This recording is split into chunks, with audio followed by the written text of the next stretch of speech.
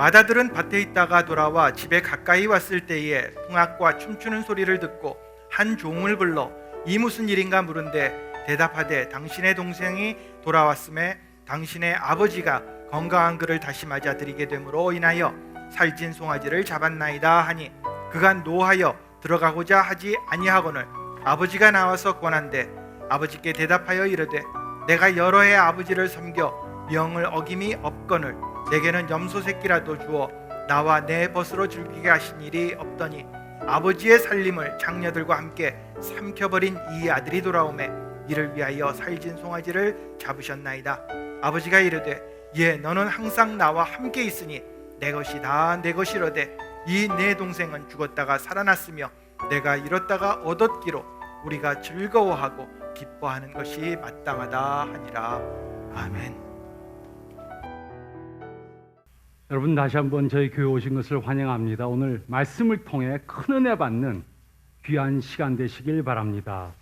우리는 이번 시리즈 동안 누가복음 15장 탕가의 이야기에 대해 생각해 보고 있습니다. 그리고 우리는 오늘 이 시리즈를 마치면서 이 이야기가 우리들에게 어떤 의미를 주는지 생각해 보겠습니다. 예수님 당시 종교 지도자들은 예수님의 이야기를 듣고 눈물을 흘리면서 회개하지 않았습니다. 그들은 오히려 예수님의 말씀을 듣고 화를 냈습니다. 예수님께서 하고자 한 것은 그들의 마음을 따뜻하게 하려고 한 것이 아니고 그들의 영적 상태에 대해 회개하도록 하신 것입니다. 이 이야기를 통해 예수님께서는 그들로 자신들에 대한 견해와 하나님에 대한 견해를 바꾸도록 만드신 것입니다. 이 세상에는 세상에서 행복을 찾고자 하는 둘째 아들과 같은 사람이 있는데 그것은 어리석은 삶을 사는 것입니다. 또 이 세상에는 율법주의적으로 큰아들과 같이 살고자 하는 사람들이 있는데 그것도 역시 어리석은 것입니다. 예수님께서는 세상적으로 사는 사람들과 율법적으로 사는 사람들이 둘 다 영적으로 잘못되었다는 것을 말씀해 주셨습니다. 이 두 가지 길들은 우리를 영생으로 인도해 주지 못합니다. 이런 둘째 아들과 또 첫째 아들과 같이 사는 사람들은 이 세상에 너무나도 많이 있습니다. 많은 경우 둘째 아들과 같은 사람들은 자유분방하고 자신들이 원하는 대로 자신들의 삶을 살고자 합니다. 그들은 교회를 떠나서 세상에 가서 허랑방탕하게 삽니다. 또 많은 경우 첫째 아들들과 같은 사람들은 좋은 직장을 잡아서 일하고 또 주일에는 교회에 정기적으로 출석을 합니다. 겉으로 보기에는 그럴듯합니다.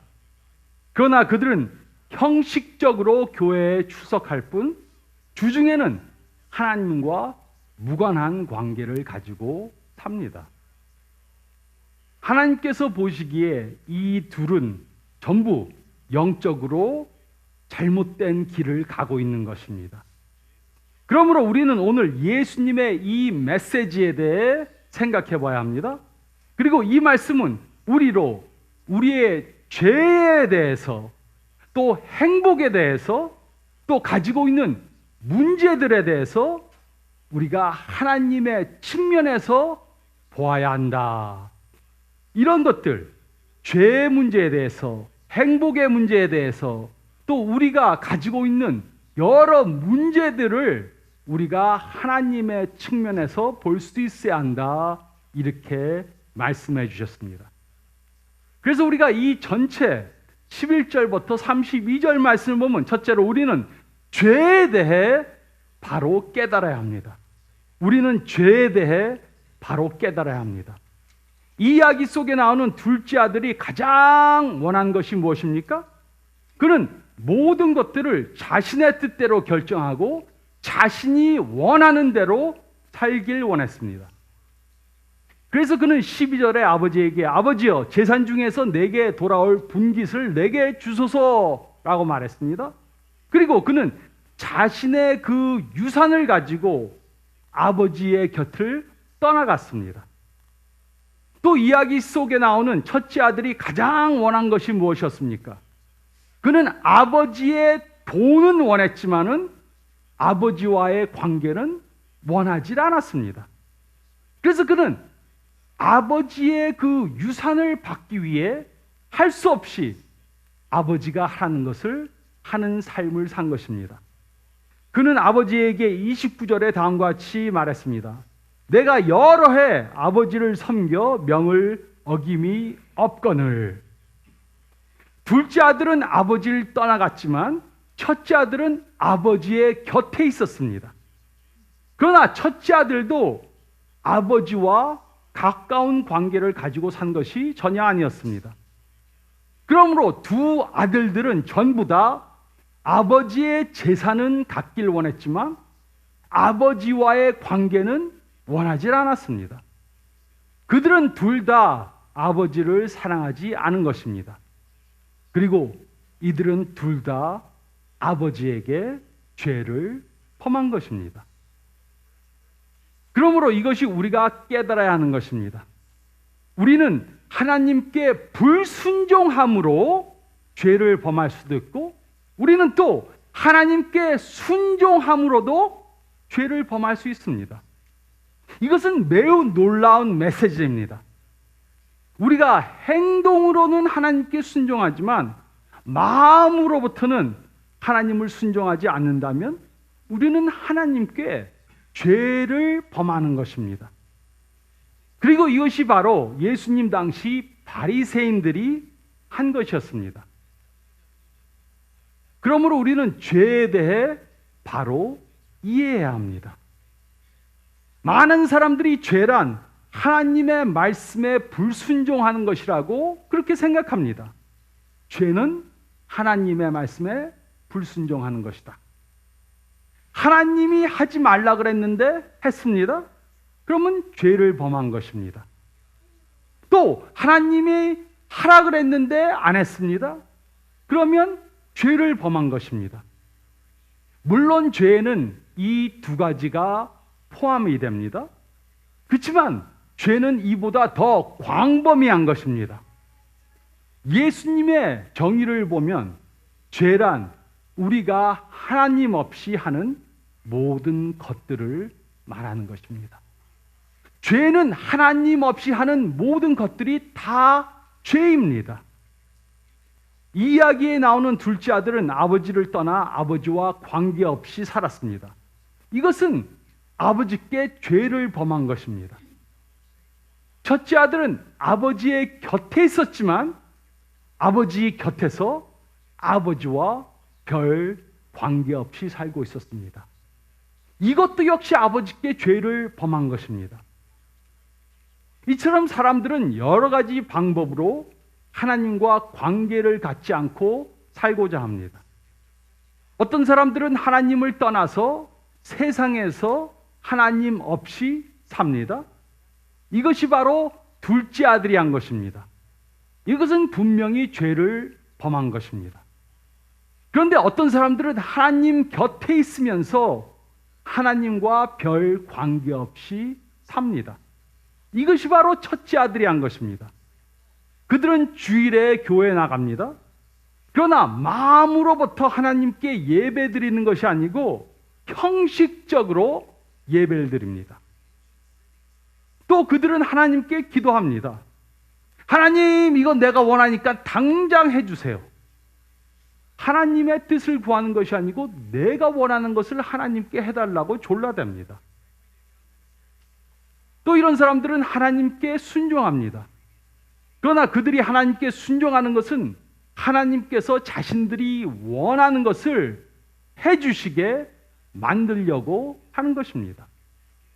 내가 하나님께 순종을 하면 하나님은 나의 기도를 응답해 주실 것이고 나와 나의 가족을 축복해 주실 것이고 내가 죽을 때 영생을 주실 것이다. 우리가 이렇게 살고 있다면 우리는 하나님 곁에는 있지만 하나님과 함께 사는 것이 아닙니다. 우리가 이렇게 살고 있다면 예수님은 우리를 도와주시는 분은 될 수 있어도 예수님이 우리의 구세주는 아닌 것입니다. 이것이 바로 첫째 아들이 한 것입니다. 그러므로 세상에서 하나님 없이 사는 것, 이것은 죄입니다. 그렇지만 교회는 다니면서도 하나님과 별 관계가 없이 사는 것도 역시 죄인 것입니다. 겉으로만 행동으로만 하나님께 순종한다고 하나님과 가까운 관계를 가지고 사는 것이 아닙니다. 죄는 하나님의 말씀을 어기는 것도 죄지만 하나님 없이 사는 모든 것들이 다 죄입니다. 우리는 죄에 대해서 바로 깨달아야 하는 것입니다. 첫째 아들은 죄를 안 지니까, 행동으로는 죄를 안 졌으니까, 행동으로는 아버지의 말씀을 따랐으니까는 아버지를 사랑하는 삶을 살고 있다고 착각을 했습니다. 우리가 하나님 없이 산다면, 주중에 하나님 없이 우리가 살고 있다면 우리는 죄 가운데 살고 있는 것입니다. 우리는 죄에 대해 바로 깨달아야 합니다. 또 두 번째로 이 전체 이야기 11절부터 32절 말씀을 보면 두 번째로 우리는 행복에 대해 바로 깨달아야 합니다. 우리는 행복에 대해 바로 깨달아야 합니다. 예수님께서는 이 이야기를 통해 사람들이 행복을 추구하는 두 가지 길에 대해서 말씀해 주셨습니다. 사람들이 행복을 추구하는 첫 번째 길은 자기 마음대로 사는 것입니다. 그리고 두 번째 다른 길은 율법적으로 사는 것입니다. 많은 사람들이 자기 마음대로 사는 길이나 아니면 율법적으로 사는 길을 통해 행복해지고자 합니다. 이야기에 나오는 둘째 아들은 자신이 원하는 것을 함으로 행복해지려고 했습니다. 그는 아버지가 준 재산을 가지고 아버지를 떠나서 자기 마음대로 살라 그랬습니다. 13절은 다음과 같이 기록했습니다. 그 며칠이 안 되어 둘째 아들이 재물을 다 모아가지고 먼 나라에 가 거기서 허랑방탕하여 그 재산을 낭비하더니, 그는 아버지가 준 재산을 가지고 먼 나라, 아버지를 떠나서 먼 나라로 가서 허랑방탕하게 살았습니다. 그렇지만 행복하지는 못했습니다. 그가 가졌던 돈이 다 떨어지고 나니까는 그는 어려운 지경에 빠진 것입니다. 예수님 당시에도 이런 사람들이 많이 있었습니다. 이들은 하나님을 떠나 세상적으로 살았습니다. 그리고 요즘에도 이런 방법으로 행복해지고자 하는 사람들이 많이 있습니다. 이들은 행복해지기 위해 자신들이 원하는 것을 자신들의 방법대로 해야 한다고 생각합니다. 그래서 이들은 자신들이 원하는 것을 하기 위해 도덕적 윤리도 지키지 않고 성경의 명령도 어깁니다. 그리고 그들이 즐겨 부르는 노래는 My Way, I did it my way. 근데 이렇게 사는 것은 결코 우리를 행복해지게 만들어주질 못합니다. 이와 반대로 이 이야기 속에 나오는 첫째 아들은 율법적 삶을 살면서 행복해지고자 했습니다. 29절에 첫째 아들은 아버지에게 다음과 같이 말했습니다. 내가 여러 해 아버지를 섬겨 명을 어김이 없거늘. 예수님 당시 바리새인들이 바로 이렇게 산 것입니다. 이들은 구약을 공부하고 구약의 말씀을 지키려고 노력했습니다. 그러나 이들은 하나님을 사랑하지 않고 오로지 하나님이 주시는 축복을 받기 위해 가식적으로 하나님께 순종한 것입니다. 이들은 행복해지기 위해 자신들의 행위로 하나님이 주시는 축복을 얻고자 한 것입니다. 그러나 이런 사람들도 행복해지지 않습니다. 결코 하나님을 사랑하진 않지만 가식적으로 행동으로만 하나님의 말씀을 지킨다고 행복해지는 것이 아닌 것입니다. 그래서 이 두 가지 방법으로 행복을 추구하는 사람들은 둘 다 행복에 대해서 잘못 이해하고 있는 것입니다. 예수님이 말씀해 주신 이야기에 나오는 두 아들들은 두 가지 방법으로 행복해지고자 한 사람들의 예입니다. 둘째 아들과 첫째 아들은 둘 다 자신들이 아버지의 돈을 가지고 행복하게 하려고, 자신들을 행복해지게 만들려고 했습니다. 그러나 이들은 둘 다 아버지와 관계없이 행복을 추구했기 때문에 이들은 둘 다 행복해지지 못했습니다. 둘째 아들은 아버지께 받은 돈이 다 떨어지자 매우 어려운 지경에 빠졌습니다. 첫째 아들은 아버지께 많은 상속은 받았지만 화나고 분을 내었습니다. 이들은 두 가지 다른 방법으로 아버지의 재산을 받아서 행복해지고자 했습니다. 그러나 그들은 둘 다 행복해지지 못했습니다. 덴마크의 철학자 쉐런 케르케고르드는 다음과 같이 말했습니다. 결혼해봐라. 실망할 것이다. 결혼하지 말아봐라. 행복해지지 못할 것이다. 결혼해도 실망하고 결혼하지 않아도 실망할 것이다. 참 너무 씁쓸한 말씀인데 그는 결혼이 소용없는 것이라고 말한 것이 아닙니다. 우리가 결혼을 하면 행복해질 것이라고 믿고 하나님과 관계가 없이 결혼 생활을 한다면 결혼을 해도 실망하고 결혼을 하지 않아도 실망할 것이라는 것입니다. 우리는 하나님 없이 어떤 관계를 통해서 아니면 또 재물을 통해서 행복해질 수가 없습니다. 그것이 바로 이 말씀이 우리들에게 가르쳐 주는 것입니다. 행복은 하나님과의 관계를 통해서 오는 것이지 다른 사람이나 다른 물질을 통해 오는 것이 절대로 아닙니다. 우리는 우리의 행복에 대해 바로 깨달아야 합니다. 그리고 또 세 번째로 11절부터 32절 이 전체의 이야기를 보면 세 번째로 우리는 우리가 가지고 있는 문제에 대해 바로 깨달아야 합니다. 우리는 문제에 대해 바로 깨달아야 합니다.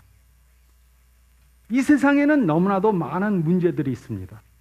사회적 문제, 도덕적 문제, 정치적 문제, 경제적 문제, 종교적 문제, 가정의 문제, 테러의 문제, 또 건강의 문제들이 있을 수 있습니다. 이 이야기를 통해 예수님께서는 둘째 아들과 첫째 아들을 이 세상의 문제에 대해 다르게 생각하는 두 종류의 사람들의 예로 이들을 사용하셨습니다. 이 세상의 첫째 아들과 같은 사람들은 이렇게 말합니다. 우리는 율법대로 살아야 한다. 우리가 가지고 있는 문제들은 세상에서 율법을 어기고 죄를 가지고 사는 사람들 때문에 생긴 것이다. 우리가 이 문제를 해결해야 된다. 이렇게 생각합니다. 첫째 아들과 같은 사람들은 이 세상의 사람들을 두 종류로 구분합니다. 첫째는 선하고 보수적이고 도덕적인 사람들입니다. 둘째는 악하고 진보적이고 부도덕적인 사람들이고 이런 사람들 때문에 세상에 문제가 있다고 그렇게 말합니다. 그래서 첫째 아들은 자신을 둘째 아들들과 비교하면서 30절에 다음과 같이 말했습니다. 이야기에 나오는 첫째 아들은 둘째 아들을 비교하면서 자신을 둘째 아들과 같이 비교하면서 이렇게 말했습니다. 아버지의 살림을 창녀들과 함께 삼켜버린 이 아들이 돌아오매 이를 위하여 살찐 송아지를 잡으셨나이다. 첫째 아들은 온 집안의 문제가 둘째 아들이 만든 문제라고 그렇게 말했습니다. 그리고 둘째 아들이 바로 모든 문제를 가져온 장본인이라고 이렇게 말한 것입니다. 그런데 둘째 아들과 같은 사람들은 이와 정반대로 생각합니다. 이 세상의 문제는 편견적이고 자신들이 옳다고 주장하는 보수주의적 사람 때문에 생긴 것이다. 그래서 진보 진영 사람들이 정권을 잡아서 문제를 해결해야 한다. 이렇게 말합니다. 이 두 진영의 사람들이 둘 다 자신들이 이 사회의 문제에 해답을 줄 수 있다. 이렇게 생각합니다. 근데 예수님은 둘 다 틀렸다. 이렇게 말해주고 있습니다. 우리에게는 다른 길이 필요합니다. 우리는 우리가 원하는 것을 하면서 하나님 없이 살려고 해서는 안 됩니다. 또 우리는 이 세상에 있는 여러 가지 문제들을 다른 사람들을 정죄하고 율법주의적으로 살면서 그것을 해결하려고 해서도 안 됩니다. 이 두 가지 방법들은 우리가 가지고 있는 문제들의 해결책이 될 수 없습니다. 우리에게는 다른 방법이 필요합니다. 그것이 무엇입니까? 그것은 예수님과의 관계입니다. 그러므로 예수님의 메시지는 세상의 메시지와 전혀 다릅니다. 예수님의 복음은 사람들을 종교적인 사람들과 비종교적인 사람들로 나누지 않습니다. 예수님의 복음은 도덕적인 사람들과 부도덕적인 사람들로 나누질 않습니다. 예수님의 복음은 윤리적 사람들과 상대주의적 사람으로 나누질 않습니다. 예수님의 복음은 보수주의적 사람들과 또 진보주의적 사람들로 나누질 않습니다. 예수님께서 제시하는 방법은 완전히 다른 것입니다. 예수님의 복음은 진보적이건 보수주의건 다 죄인들이다. 종교적이건 비종교적이건 다 죄인들이다. 도덕적으로 살려고 하든 비도덕적으로 살고 있든 다 죄인들이다. 그리고 하나님은 그 모두를 전부 다 사랑하신다. 그리고 예수님과의 관계를 통해서만 우리는 변화된 삶을 살 수 있다. 이렇게 가르쳐 주시는 것입니다. 그래서 우리는 우리가 가지고 있는 문제에 대해 바로 깨달아야 합니다. 미국에서도 마찬가지입니다. 리퍼블리칸들은 데모크래트, 이 사람들 때문에 나라가 망쳐지고 있다. 또 데모크래트들은 리퍼블리칸 때문에 온 그 지구 온난화 현상도 일어나고 다 모든 것이 잘못되고 있다. 그래서 우리에게 표를 던져라. 우리가 정권을 잡으면 우리가 해결하겠다. 한국도 마찬가지죠. 그래서 둘이 싸우고 있는데 이런 것으로는 사회의 문제, 온 지구의 문제가 해결되지 않습니다. 그래서 우리는 우리가 가지고 있는 문제에 대해 바로 깨닫고 예수님만이 우리들의 문제의 해결사가 되신다는 것을 깨달아야 하는 것입니다. 요즘 많은 사람들은 자신들이 비종교적이거나 아니면 반종교적이라고 그렇게 말합니다. 그리고 그들은 기독교도 다른 세상의 종교들과 별 차이가 없다고 생각합니다. 그래서 그들은 다원론적 세속주의를 믿거나 아니면 나는 무신론자다 이렇게 말을 합니다. 그러나 기독교는 세상의 다른 종교들과 전혀 다릅니다. 처음부터 예수님께서는 하나님을 떠나 살던 죄인들을 영접해 주셨습니다. 그리고 독선적이고 율법주의적 사람들을 거부하셨습니다. 또 예수님을 종교적으로 살지 않던 사람들은 예수님을 환영했는데 종교적, 율법주의적으로 살던 사람들은 예수님을 거부했습니다. 근데 문제는 바로 이것입니다. 요즘 교회 안에서는 이런 현상들이 일어나질 않습니다. 요즘에는 누가 교회에 나옵니까? 보수적이고 도덕적이고 율법주의적 사람들이 교회에 옵니다.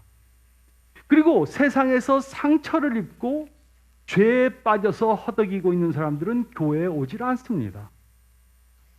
만약 교회 안에서 예수님이 하셨던 그런 현상들이 일어나지 않고 있다면 그것은 우리가 전하는 메시지는 예수님이 전하던 메시지와 다르다는 증거입니다. 만약 세상에서 살고 있는 둘째 아들들이 교회에 나오고 있지 않다면 그것은 교회 안에는 첫째 아들과 같은 사람들이 많이 있다는 증거입니다. 이 세상에 있는 둘째 아들들과 같은 사람들은 그들이 하나님 없이 살 수 없다는 것을 인식해야 합니다. 또 교회 안에 있는 첫째 아들들과 같은 사람들도 자신들이 하나님 주위를 그저 맴돌고 하나님 없이 살 수 없는 것이 아니다.